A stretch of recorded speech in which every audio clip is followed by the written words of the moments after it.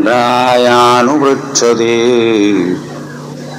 नारायणाख्यं वर्माः तदिहैकुमनाः शृणु।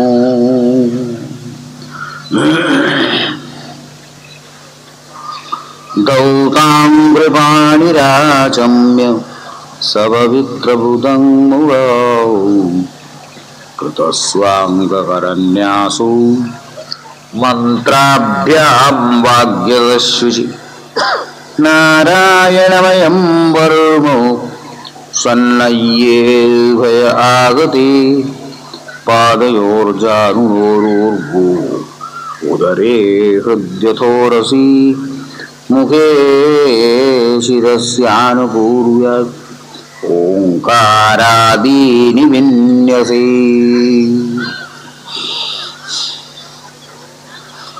ओम नमो नारायणायेति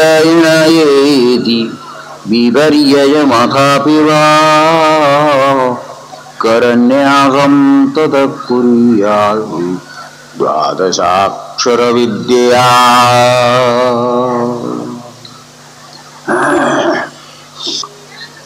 देवताओं पर असुरों का आक्रमण हुआ। बृहस्पति के जाने के बाद मार्गदर्शक के न होने से देवता परास्त हो गए। इधर उधर वे भटकने लगे। ब्रह्मा जी के आदेश के अनुसार उन्होंने फिर विश्वरूप को अपना आचार्य चुना। विश्वरूप ने नारायण कवच बतलाया, जिस कवच के धारण से ही देवताओं ने अपनी गई हुई शक्ति को वापस प्राप्त किया था। नारायण कवच यह एक स्तुति है, मंत्र है। इसके जप से खोई हुई शक्ति वापस आ जाती है। आपदा में इसका जप करते हैं तो उस आपत्ति से छुटकारा मिल जाता है। नारायण कवच का ही यहाँ वर्णन चल रहा है। अभी किस प्रकार इसका जप करना, अंगन्यास करन्यास आदि कैसे करना।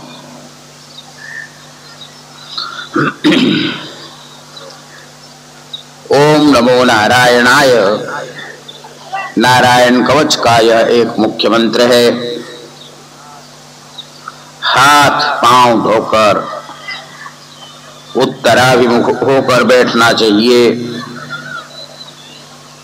ओम नमो भगवते वासुदेवाय ये द्वादशाक्षर मंत्र भी नारायण कवच के अंतर्गत है।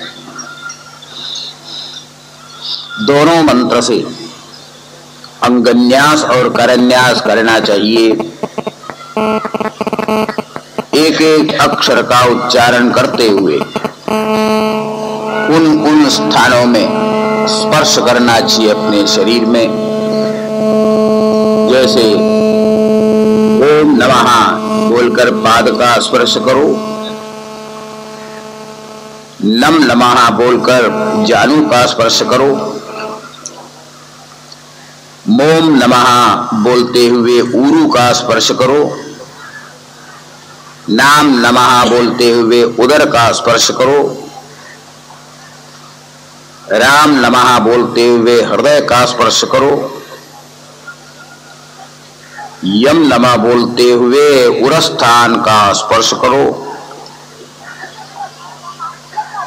नाम बोलते हुए मुख का स्पर्श और यम नमः बोलकर मस्तक का स्पर्श क्रमशः करना चाहिए।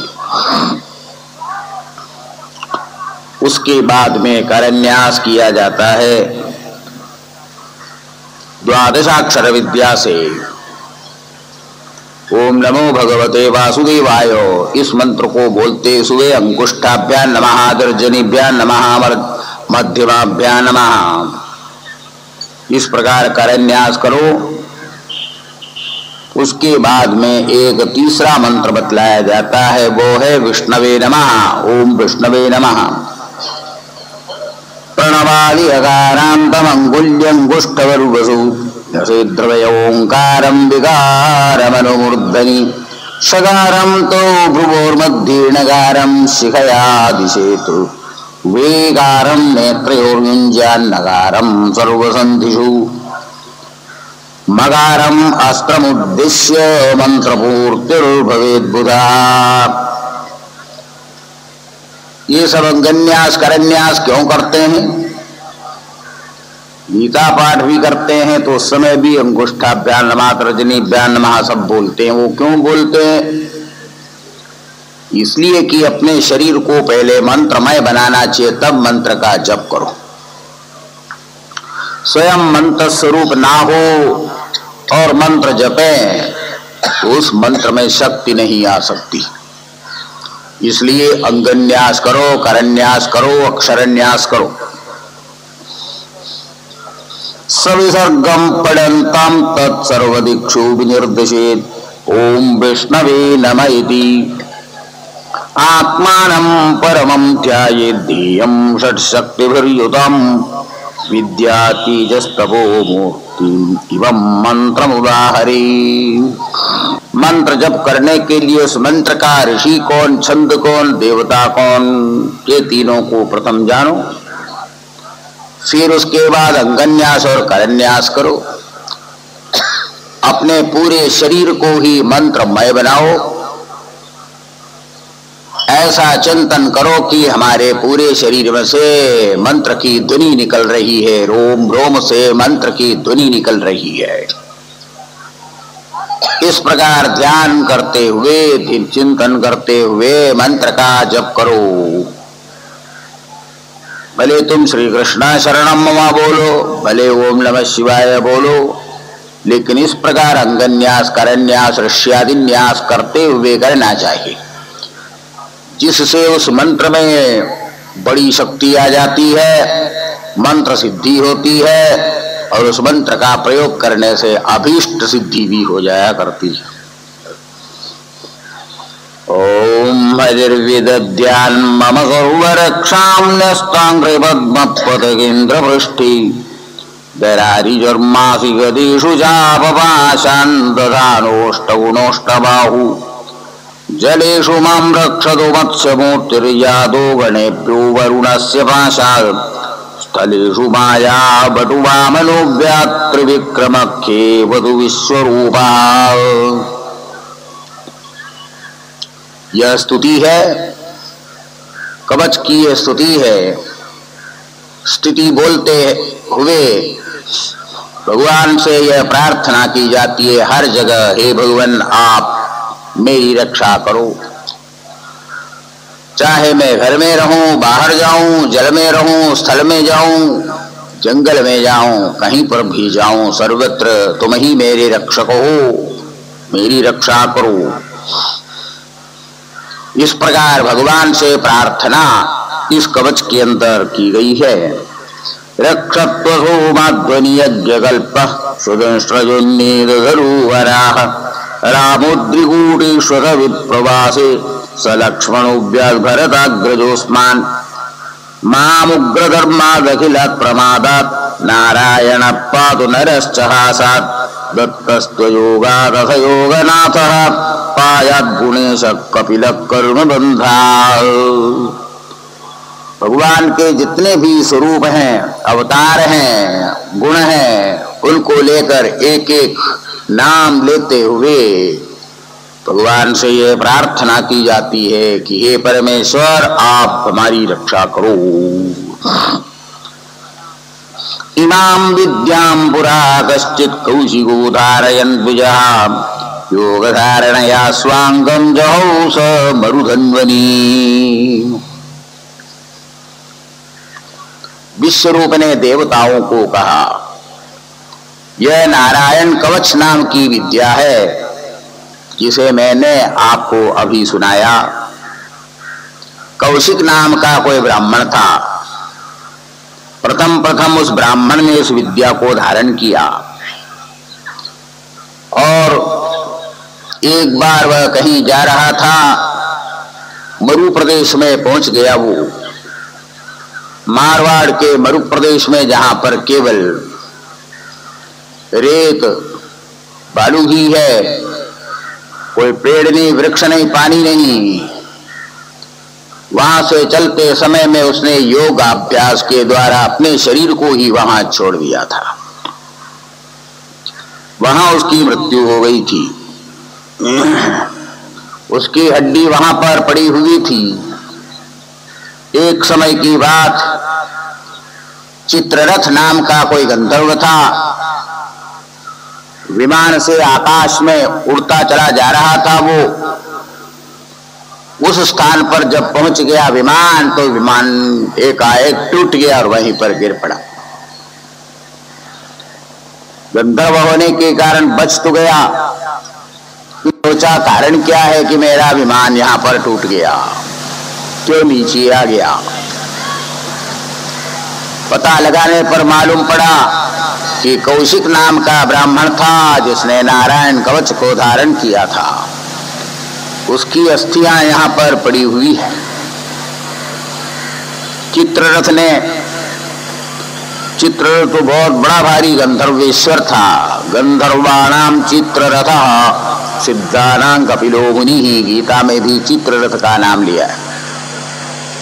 उस ब्राह्मण की अस्थियों को ले जाकर जब समुद्र में डाल दिया, सिंधु नदी जहां मिलती है, उसके बाद में ही उसका वह विमान ठीक हुआ और उस विमान से उड़कर वह आगे जा सका।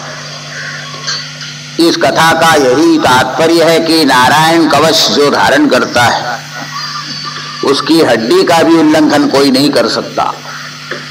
इतनी शक्ति इस नारायण कवच में है। इसका प्रतिदिन पाठ करना यही इसका धारण है। इसका धारण करने पर कोई भी उस पाठक को अतिक्रमण नहीं कर सकता, उसको हरा नहीं सकता, नीचा दिखा नहीं सकता, किसी प्रकार भी परास्त उसको नहीं कर सकता। यैदं श्रृणुयात् काले यो धारयति जागृतः तन्नमस्यन्ति भूतानि मुच्यते सर्वतो भयात्। सुखदेव जी कहने लगे राजा परीक्षित को, इस नारायण कवच का धारण करे तो सब लोग आकर उसके चरणों में प्रणाम करने लग जाएंगे, किसी से भी उसको भय नहीं रहेगा। एतां विद्याम् अधिगतो विश्वरूपाच्छतक्रतुः त्रैलोक्य लक्ष्मीं भुजि विनिर्जित्य मृधे सुरान्। विश्वरूप से यही विद्या इंद्र ने प्राप्त की। उसके बाद फिर से वह स्वर्ग में पहुंच गया। लड़ने के लिए असुर आए, नारायण कवच के सामने असुर टिक नहीं सके। आखिर स्वर्ग छोड़कर असुरों को भागना ही पड़ा। स्वर्गलोक का आधिपत्य इंद्र को पुनः प्राप्त हो गया। यही नारायण कवच की महिमा है। तस्यासन् विश्वरूपस्य शिरांसि त्रीणि भारत सोमपीठम सुरापीठम अन्नादमिति शुश्रुम। विश्वरूप के 3 मस्तक थे। एक सोमपीठ था, दूसरा सुरापीठ और तीसरा अन्नाद। क्योंकि उसकी माता असुरवंशीय थी, इसलिए 3 मस्तकों में एक मस्तक से, एक मुख से वह सुरा का पान कर लेता था। और त्वष्टा ब्राह्मण के पुत्र होने के कारण एक मस्तक से, एक मुख से वह सोम पान करता था, सोमयाग का सोम। और एक मुख से वह अन्नादन करता था, भोजन करता था, अन्न खाता था।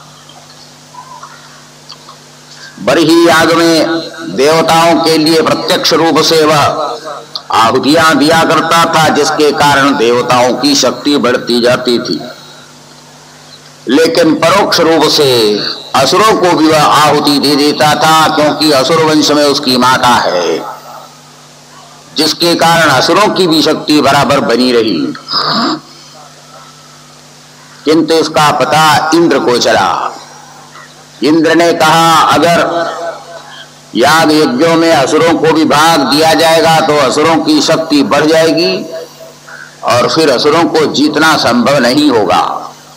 असुर तो असुर ही ठहरे, देवताओं को परास्त करते रहेंगे और हम पराजित होते चले जाएंगे। स्वर्ग को बचाना हमारे लिए संभव नहीं होगा।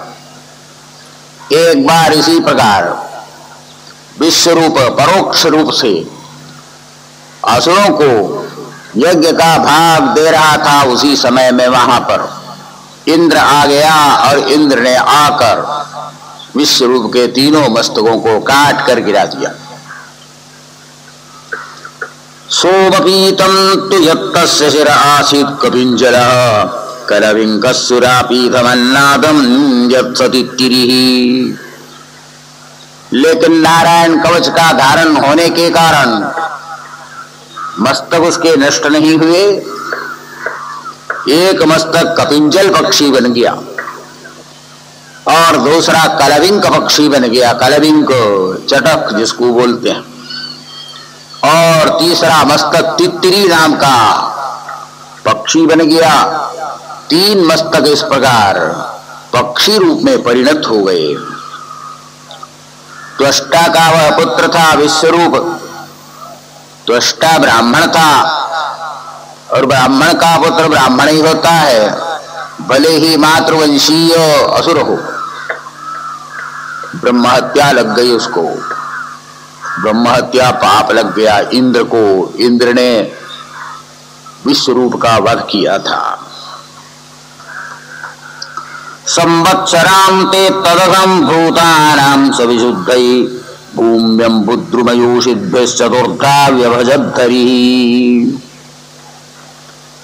इंद्र को ब्रह्म हत्या पाप लग गया।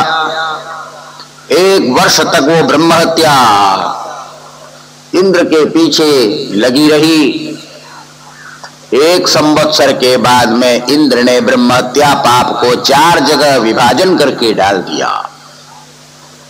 4 विभाग करके एक भाग को भूमि में डाल दिया, दूसरे भाग को जल में, तीसरे भाग को वृक्षों में और चौथा भाग स्त्रियों में। भूमिस्तुरीयं जग्राह खातपूरवरेण वै लीलं ब्रह्म हत्याया रूपं भूमौ प्रदर्श्यति।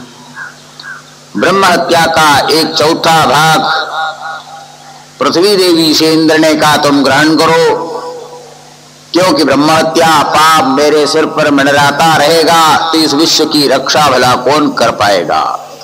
विश्व की रक्षा करने के लिए मुझे शुद्ध होकर रहना जरूरी है। भूमि ने कहा मैं ब्रह्म हत्या का 4था अंश ग्रहण करूं, लेकिन मुझे उससे फायदा क्या होगा ये भी तो बताओ। इंद्र ने कहा खात पूर्ति, जहां कहीं पर भी कोई खड्डा हो पृथ्वी धीरे धीरे स्वयं बढ़ती जाएगी, क्योंकि पृथ्वी बढ़ती चली जाएगी। यही तुम्हारे लिए हम वरदान दे देते हैं। ब्रह्म हत्या को जो ग्रहण कर लिया वही ईरिण नाम की घास के रूप में पृथ्वी के ऊपर आज भी दिखाई देने लगती है। ईरिण नाम की घास होती है समुद्र के किनारे। तुर्जम छेद विरोहेण वरेण जगृहुर्द्रुमा तेषां निर्यासरूपेण ब्रह्म हत्या प्रदर्श्यति। दूसरा 4था अंश वृक्षों को दिया और वृक्षों को यह वरदान भी दे दिया, डाली काट दे तो दूसरी डाली आ जाती है। यही वृक्षों को वरदान इंद्र ने दिया था। हमारे हाथ पांव के स्थान में ही वृक्षों की डालियां होती है। मनुष्य का हाथ काट दिया जाए तो दोबारा हाथ निकल कर नहीं आएगा। वृक्ष की डाली काटो तो दूसरी डाली आ जाती है। इंद्र के वरदान का ये परिणाम है। और जो ब्रह्म हत्या हुई है उसके चतुर्थांश के रूप में वृक्ष पर गोंद जो दिखाई पड़ता है वो ब्रह्म हत्या का ही स्वरूप है, इसलिए बतलाया है गोंद नहीं खाना चाहिए, अपवित्र वस्तु है वह। शश्वत कामवरेणांगस्तुरीयं जगृहु स्त्रियः रजो रूपेण तास्वंभो मासि मासि प्रदृश्यते। ब्रह्म हत्या का जो तीसरा अंश है, वो तीसरा अंश स्त्रियों को दे दिया था, और वही ब्रह्म हत्या का स्वरूप प्रति मास मासिक धर्म के कारण रज के रूप में दिखाई पड़ती है। इसलिए जब स्त्री रजस्वला होती है तो वह पवित्र वस्तुओं का स्पर्श नहीं करती। 2-3 दिन के बाद स्नान करने के बाद ही पवित्र वस्तुओं का स्पर्श वह करती है, क्योंकि वह ब्रह्म हत्या का ही स्वरूप है। द्रव्य भूयो वरेणापस्तुरीयं जगृहोर्मलम तासु बुद्बुदफेनाभ्याम दृष्टम दद्धरति क्षिपन्। जो अंतिम चतुर्थ भाग जल देवता के लिए इंद्र ने दिया, और जल के ऊपर हमेशा ही वह ब्रह्म हत्या पाप लगा रहता है। जहां कहीं पर भी स्नान करो तो पहले जल के ऊपर के भाग को हटाकर तब स्नान करना चाहिए, क्योंकि जल के ऊपर हमेशा कुछ ना कुछ कचरा जैसा दिखाई जो पड़ता है, वो ब्रह्म हत्या का ही स्वरूप है। उसे हटाकर तब स्नान करना चाहिए। हतपुत्रस्तदस्त्वष्टा जुहावेन्द्राय शत्रवे इंद्रशत्रो विवर्धस्वमाचिरं जय विद्विषम्। अथान्वाहार्यवचनादुत्थितो घोरदर्शनः कृतान्तैव लोकानां युगान्तसमये यथा। विश्वरूप का वध इंद्र ने किया, त्वष्टा को इससे बड़ा ही दुख हुआ, क्योंकि विश्वरूप त्वष्टा का पुत्र था। त्वष्टा ने कहा कि मेरे पुत्र को उन लोगों ने अपना आचार्य बना दिया और अंत में उसका वध भी कर लिया। अन्याय किया हमारे पुत्र के साथ। हमारे पुत्र के साथ अन्याय करना क्या है, मेरे साथ इंद्र ने अन्याय किया, इसका बदला जरूर लेना पड़ेगा। मैं एक और ऐसे पुत्र को तैयार करूंगा जो इंद्र की जान ले ले। बड़ा ही क्रोध आ गया था त्वष्टा को इस अन्याय से, अनीति से। त्वष्टा ने कहा कि मैं ऐसा यज्ञ करूंगा जिससे भयानक असुर पैदा हो जाएगा और वह इंद्र को ही मार डालेगा। यज्ञ प्रारंभ किया और प्रारंभ करने के बाद आहुति देना शुरू किया। विधि विधान के साथ यज्ञ करने का परिणाम ये निकला कि उस यज्ञ के अंदर से ही एक भयानक सत्व प्रकट हो गया था, पैदा हो गया था। यज्ञ के मध्य से जो पैदा हुआ उसी का नाम वृत्रासुर हुआ। वृत्र उसका नाम हुआ। किस लिए मुझे पैदा किया? वृत्र ने जब पूछा, त्वष्टा ने कहा कि तुम्हारे भाई को मारने वाले शत्रु का तुम वध करो, इसीलिए तुम्हें जन्म हमने दिया है। लेकिन यज्ञ करते समय में थोड़ी सी त्रुटि हो गई थी, थोड़ी सी गलती हो गई। यज्ञ के अंदर बड़ी शक्ति होती है। जो भी मन में संकल्प है वह संकल्प पूरा हो जाता है, लेकिन कभी गलती हो जाती है तो उसका विपरीत भी परिणाम होता है जब कामना मन में रखते हैं। इंद्र शत्रु विवर्धस्व, इस मंत्र का उच्चारण किया था आहुति देते समय में, लेकिन एक त्रुटि हो गई, गलती हो गई कि स्वर में फर्क पड़ गया। मंत्रों में उदात्त, अनुदात्त, स्वरित ऐसे 3 स्वर होते हैं, 3। उच्चैरुदात्ता, नीचैरनुदात्ता, समाहार स्वरितः। स्वर के अनुसार उच्चारण करना चाहिए। वेद मंत्रों में उच्चारण करने की विधि होती है और विपरीत विधि होने पर उसका अर्थ दूसरा हो जाता है, बदल जाता है। पाणिनीय शिक्षा के अंदर बतलाया, मंत्रो हीना स्वरतो वर्णतो वा मिथ्या प्रयुक्तो न तमर्थमाह स्वभाग्वज्रो यजमानम हिनस्ति यथेन्द्र शत्रु स्वरतोपराधा। मंत्रो ही रहा स्वरतो वर्णतो वा। स्वर से कोई गलती हो जाए, वर्ण से कोई गलती हो जाए, मिथ्या प्रयोग हो जाए, अर्थात जैसा उच्चारण करना चाहिए वैसा नहीं किया तो न तमर्थमाह, अर्थ बदल जाता है वहां पर। उदाहरण के लिए लोक में ची और ता है, एक अनुस्वार जोड़ो और ना जोड़ो, कभी लिखना भूल जाते हैं। अनुस्वार जोड़ो तो चिंता और अनुस्वार न जोड़ो तो चिता, कितना फर्क पड़ जाता है। चिता उसको कहते हैं जहां पर मुर्दा जलता है, चिंता उसको बोलते जो हृदय के अंदर भावना होती है, अर्थ बदल जाता है। इसलिए मंत्र बोलते समय में बड़े ध्यान से उच्चारण करना चाहिए। यथेन्द्र शत्रु स्वरतोपराधात्, इंद्र शत्रु विवर्धस्व, जो मंत्र उच्चारण किया त्वष्टा ने, क्योंकि उनके मन में बड़ा क्रोध था, मेरे लड़के को इस इंद्र ने मारा है, इसलिए इसको मारने वाले लड़के को मैं पैदा करूंगा। क्रोध में उच्चारण करते समय में स्वर में फर्क पड़ गया। इंद्र से शत्रु, इंद्र शत्रु, इंद्र को जो मारने वाला है वो इंद्र शत्रु। वहां पर षष्ठी तत्पुरुष में अंतोदात्त होना चाहिए था, लेकिन बहुव्रीहि उच्चारण कर लिया। इंद्र है मारने वाला जिसका, उल्टा जिसका अर्थ हो जाए। आद्युदात्त उच्चारण कर लिया और उसका परिणाम यह निकला कि अत्यधिक बलशाली होने पर भी अंत में इंद्र को वृत्र ने नहीं मारा, वृत्र को इंद्र ने मार दिया, विपरीत हो गया। इसलिए मंत्रों का उच्चारण करो तो बड़े ख्याल से उच्चारण करना चाहिए, ध्यान देना चाहिए उच्चारण करते समय में। गलत मंत्रोच्चारण नहीं करना चाहिए।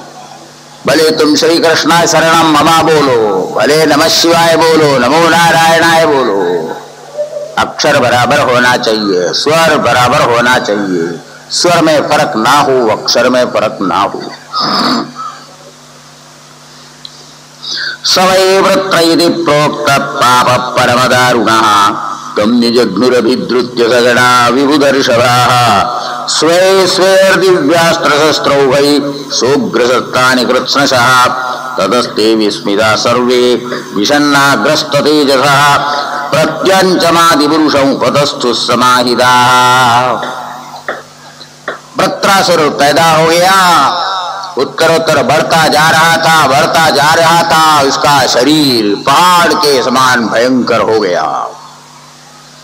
देवताओं ने समझ लिया कि हमारा शत्रु पैदा हुआ है, उसे मारने के लिए आ गए। अपने अपने पास जो जो दिव्य दिव्य अस्त्र थे सबका प्रयोग करके देखा, लेकिन वृत्रासुर का बाल भी बांका नहीं हुआ। देवता सब घबरा गए। देवताओं ने कहा कि ऐसा लगता है कि वृत्रासुर संपूर्ण देवताओं को नष्ट कर देगा। सभी देवता भगवान नारायण के पास पहुंचे। वहां जाकर आदि पुरुष भगवान की स्तुति की। वायुअंबराज्ञ क्षितयस्त्रिलोका ब्रह्मादयो ये वयमुद्भिजन्ता हरामयस्मै बलिमन्तघोषौ विभेदि यस्मादरणं ददूना। भगवान की स्तुति वे करने लगे, कहने लगे कि हे भगवान, यह विश्व रूप पैदा हो गया है, विश्व रूप का भाई वृत्रासुर पैदा हो गया है और वह समस्त देवताओं को समाप्त कर देगा, सारे विश्व को यह नष्ट कर देगा। जैसे तैसे भी हो इसका वध हो जाना चाहिए। इति तेषां महाराजसुराणाम् उपतिष्ठताम् प्रतीच्यां दिश्यभूताभिः शङ्खचक्रगदाधरः आत्मतुल्ये षोडशभिर्विनाश्रीवत्सकौस्तुभौ पर्युपासितमुन्निद्र शरदम्बुरुहे क्षणं दृष्ट्वा तमवनौ सर्व ईक्षणाह्लादविक्लवाः दण्डवत्पतिता राजन् शनैरुत्थाय तुष्टुः। देवताओं की स्तुति से प्रसन्न होकर भगवान नारायण प्रकट होकर आ गए। भगवान ने कहा, हे देवताओं, तुम लोग किस लिए मेरी स्तुति कर रहे हो? क्या अभिलाषा तुम्हारे मन में है? देवताओं ने कहा कि हे भगवान, आप सर्वज्ञ हैं, सब कुछ जानते हैं, फिर भी आपने पूछा तो जवाब देना हमारा कर्तव्य है। वृत्रासुर के विषय में आप जानते हैं, उसमें इतनी शक्ति है कि सारे विश्व को वो भस्म कर सकता है। थोड़े ही दिन के अंदर स्वर्ग पर वह आक्रमण करेगा, पृथ्वी पर करेगा, सारे विश्व को तहस नहस कर डालेगा। उसका वध होना चाहिए। अगर उसका वध ना हो तो संसार में फिर कोई धर्म कर्म रहेगा नहीं, सबको नष्ट भ्रष्ट कर देगा।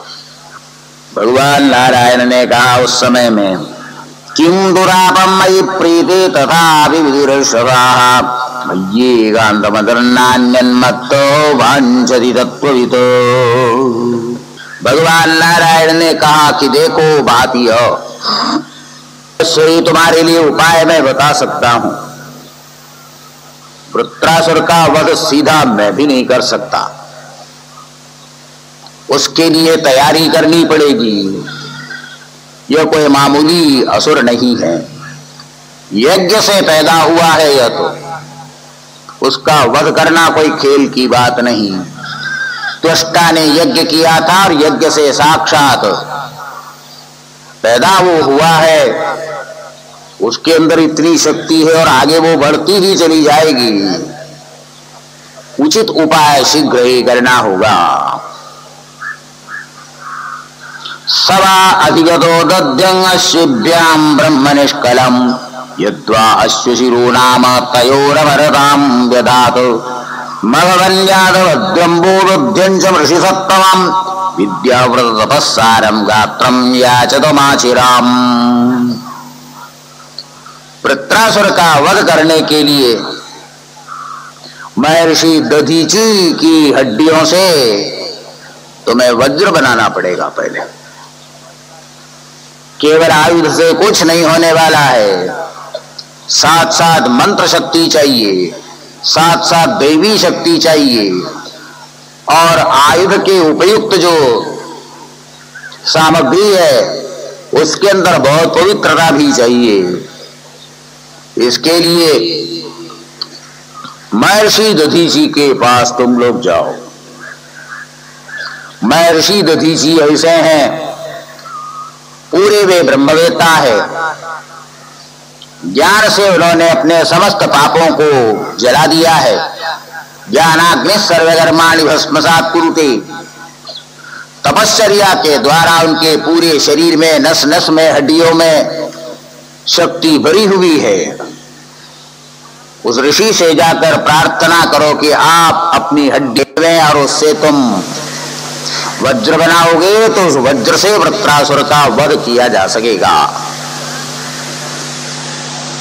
लेकिन बहुत बड़ा भारी प्रश्न यह है, अपनी हड्डी भला कौन निकाल करके दूसरे को दे देता है? कौन भला अपने शरीर को त्याग सकता है? मरे बिना हड्डी तो अलग हो नहीं सकती।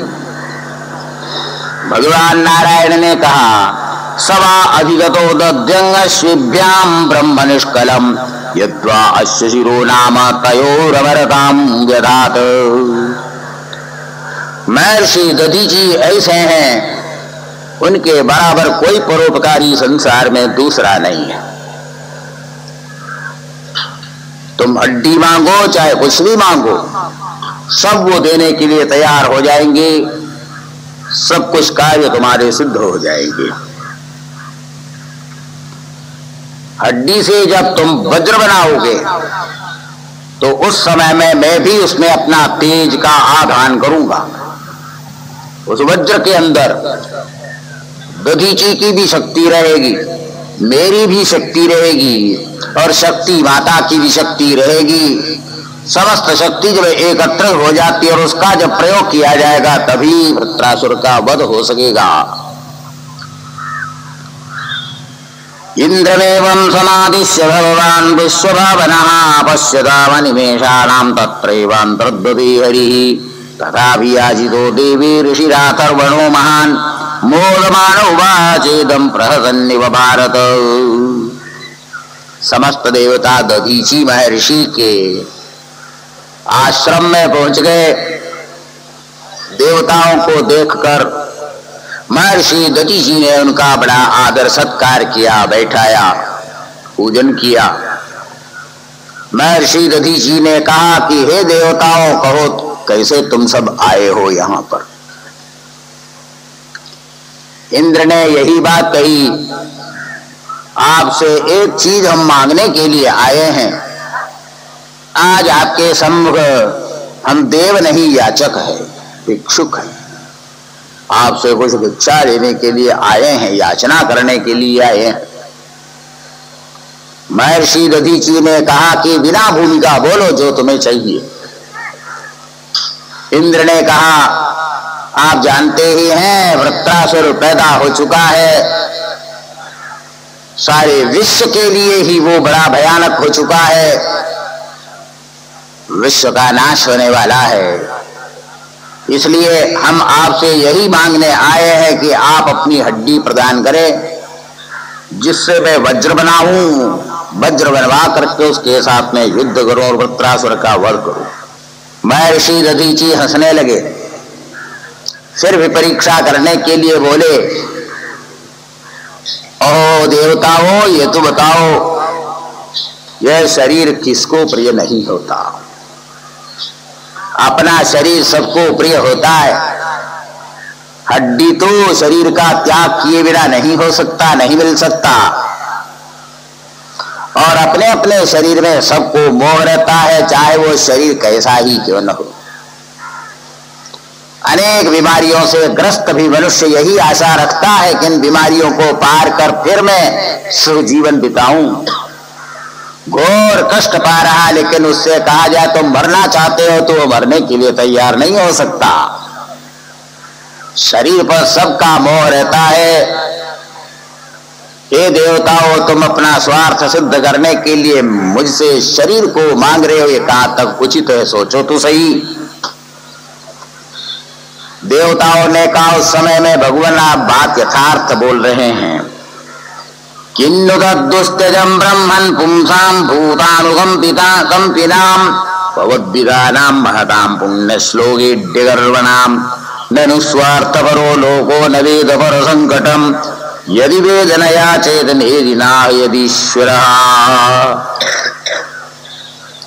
हाथ जोड़कर देवताओं ने कहा, हे महर्षि, यह हमें मालूम है सब प्राणियों को अपना शरीर प्यारा होता है, लेकिन यह भी एक यथार्थ सत्य है, जो महान संत होते हैं, ब्रह्मवेता होते हैं, उनकी ममता शरीर में से भी निकल जाती है। अहंकार और ममकार दोनों को वे छोड़ देते हैं। आप तो पूर्ण ब्रह्मविद है, आपके लिए भी शरीर का कोई प्रयोजन नहीं। अनुचित रूप से शरीर की मांग हम जरूर कर रहे हैं, लेकिन उससे लोकोपकार होगा। संत पुरुषों के पास जो भी वस्तु होती है वह परोपकार के लिए ही हुआ करती है। दधीची ऋषि बोलने लगे, तुम ठीक कहते हो, यथार्थ बात है। संत पुरुषों की किसी में ममता नहीं होती, लेकिन केवल संत के लिए ही ना समझना, सबके लिए है ये। यो ध्रुवेणात्मना नाथाः न धर्मं न यशः पुमान् ईहित भूरदया सशोच्यस्थावरैरपि।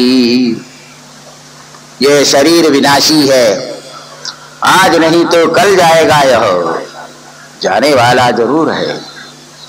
किंतु इस शरीर से जिस किसी ने भी कुछ परोपकार नहीं किया, दूसरों का कल्याण नहीं किया, तो उसका ये शरीर धारण करना वृथा हो जाएगा। इस मूल्यवान शरीर से परोपकार अवश्य करना चाहिए, भूतों पर दया करनी चाहिए, धर्म और यश को कमाना चाहिए। एतावानव्यो धर्म पुण्य श्लोकैरुपासिता यो भूत शोक हर्षाभ्यामात्मा शोचति हृष्यति अहोदैन्यमहो कष्टं पारक्ये क्षणभङ्गुरैः यन्नोपकुर्यात् स्वार्थैर्मर्त्यः स्वज्ञाति विग्रहैः। इस शरीर से कोई परोपकार नहीं करता है वही संसार में शोचनीय है, उसका जीवन वृथा ही है। परोपकाराय फलन्ति वृक्षा परोपकाराय वहन्ति नद्यः परोपकाराय दुहन्ति गावः परोपकारार्थमिदं शरीरम्। वृक्षों पर फल लगते हैं, क्या वृक्ष अपने फल को स्वयं खा जाते हैं? वृक्षों के भी देवता होते हैं, संभव है वो खा ले, पर नहीं, वृक्षों पर फल लगता है परोपकार के लिए, दूसरों के लिए। परोपकाराय वहन्ति नद्यः, पानी बह रहा है नदियों में, क्यों? नदी की देवता स्वयं सब पानी पी जाए तो नहीं, परोपकार के लिए ही नदियां बह रही है। परोपकाराय दुहन्ति गावः, गायों के थनों में दूध आ जाता है तो किस लिए? न बछड़े ही पूरा दूध पी सकते हैं, न गाय स्वयं पीती है, परोपकार के लिए ही गायों का दूध होता है। परोपकारायमिदं शरीरम्, ये जो शरीर है ये परोपकार के लिए ही है। भगवान ने इतना समर्थ जो शरीर दिया है, इस शरीर से अगर कोई परोपकार नहीं करता हो उसने शरीर का सदुपयोग नहीं किया। उपयोग इसका अवश्य ही करना चाहिए। महर्षि दधीची कहने लगे, हे इंद्र, मैं अपने से संभव सब परोपकार तो करूंगा ही, लेकिन तुम भी याद रखो तुम्हारा भी जो जीवन है सो परोपकार के लिए है, इस बात को भूलना नहीं। जगत का कल्याण जिससे हो वह कार्य तुमको भी करना चाहिए, केवल स्वार्थपरायण नहीं होना चाहिए। महर्षि दधीची अपना शरीर भी त्यागने के लिए उस समय तैयार हो चुके थे। कितने बड़े भारी परोपकारी थे, पहले श्लोक में बतला दिया। सवा अधिगतो दध्यं अश्विभ्यां ब्रह्म निष्कलम यद्वा अश्वशिरो नाम तयोरमरतां व्यधा। सबसे प्रथम प्रजापति से इंद्र ने और महर्षि दधीची ने ब्रह्म विद्या प्राप्त की थी। प्रजापति से, ब्रह्मा जी से महर्षि दधीची ने और इंद्र ने ब्रह्म विद्या एक साथ प्राप्त कर ली थी। महर्षि दधीची ने उसके ऊपर फिर साधना की, मनन निधिध्यासन किया और वे परम सिद्ध हुए। इंद्र ने उतना अभ्यास नहीं, वह तो देवताओं का मालिक बनकर बैठ गया और अनेक विध भोगों में ही रह गया। एक बार महर्षि दधीची के बाद अश्विनी कुमार आ गए थे। अश्विनी कुमारों ने महर्षि दधीची से प्रार्थना की कि आप ब्रह्म विद्या हमें भी प्रदान करें। दधीची ने कहा, कहलाओ, रातक का राजा हो और तुम्हें हम ब्रह्म विद्या दे देंगे। इंद्र को ये मालूम पड़ गया। इंद्र वहां से दौड़ दौड़ करके आया और महर्षि दधीची से कहा कि खबरदार, अश्विनी कुमारों को ब्रह्म विद्या नहीं देना। महर्षि दधीची ने पूछा, क्यों नहीं देना चाहिए? अश्विनी कुमार भी तो देवता है, देवताओं के वैद्य है। इंद्र ने कहा, अश्विनी कुमारों को अभी तक यज्ञ में भाग मिलता नहीं है, अगर वो ब्रह्म विद्या पालेंगे तो यज्ञ के भाग के भी अधिकारी बन जाएंगे, हमारे बराबर वो हो जाएंगे। हम उन्हें अपने बराबर नहीं मानते और हमारे बराबर वे हो जाएंगे। महर्षि दधीची ने कहा तुम्हारे बराबर हो भी गए तो तुम्हारा क्या बिगाड़ता है, क्या बिगड़ता है उससे? कहा बिगड़ने बिगाड़ने की बात नहीं है, संसार में सभी यही चाहते जो ऊपर पहुंच चुके हैं हमारे बराबर का दूसरा ना हो, मेरे बराबर की अश्विनी कुमार हो जाए, ये मुझसे सहन नहीं होगा, इसलिए आप ब्रह्म विद्या नहीं दे सकते। महर्षि दधीची ने कहा हे इंद्र, स्वर्ग में जाकर तुम नियंत्रण करो, मुझ पर तुम नियंत्रण नहीं कर सकते, मैं तो ब्रह्म विद्या दूंगा क्योंकि वचन दे दिया है मैंने कल आने के लिए। इंद्र ने उस समय में कहा कि देखो कि ये मेरे हाथ में खड्ग देखो, खड्ग, अगर तुम ब्रह्म विद्या अश्विनी कुमारों को दो तो उस समय में मस्तक काट कर मैं गिरा दूंगा, अग्नि में डाल दूंगा तो